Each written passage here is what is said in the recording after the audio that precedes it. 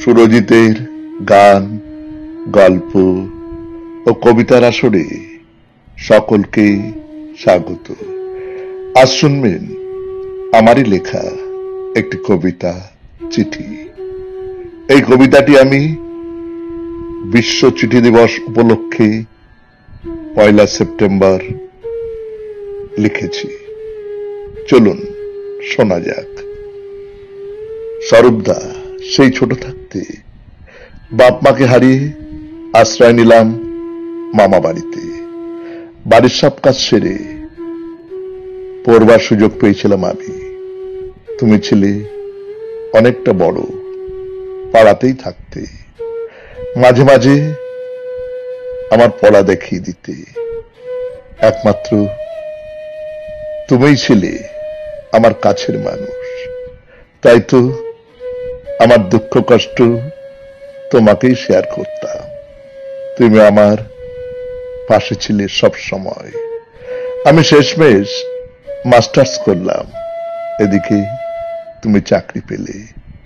আমরা ঘর বাঁধবার স্বপ্ন দেখতে লাগলাম।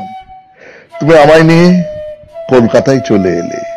আমি বললাম, বিয়ে না করে একসাথে থাকবো কি করে? তুমি বললে, কেন, সিচুয়েশনশিপে? আমি বললাম, সেটা আবার কি?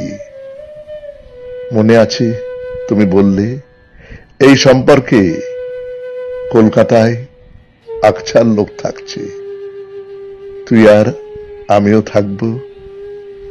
কিন্তু ঘর গড়বার আগেই অন্তঃসত্ত্বা হয়ে পড়লাম। তোমাকে বলতেই তুমি ডাক্তারের কাছে নিয়ে গেলে। যখন বুঝলাম তুমি আমার গর্ভের সন্তান হত্যা করতে চাইছো, বাধ্য হয়ে একদিন তোমায় ছেড়ে চলে এলাম অনেক দূরে, পাহাড়ি এক গ্রামে। সেখানে একটি স্কুলে কাজ নিলাম। আজ আমি আমার সন্তানের বাবা ও মা। সেই সন্তান এখন বিদেশে প্রতিষ্ঠিত। শুনেছি তুমি বিয়ে করেছ, তোমাদের মেয়ে বড় হয়েছে। জানি ভুলে গেছো তুমি। আমি কিন্তু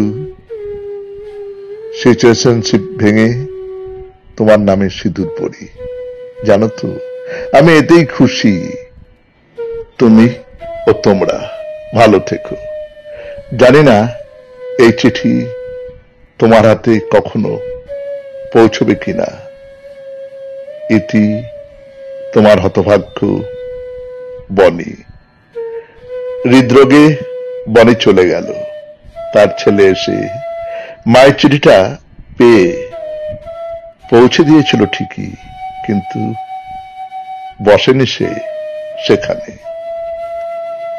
নমস্কার। শুনলেন স্বরচিত কবিতা, চিঠি। কলমে ও কণ্ঠে সুরজিৎ দাস, বাঁশিতে ধ্রুবভর। সমগ্র অনুষ্ঠানটির সম্পাদনায় সুরজিৎ দাস।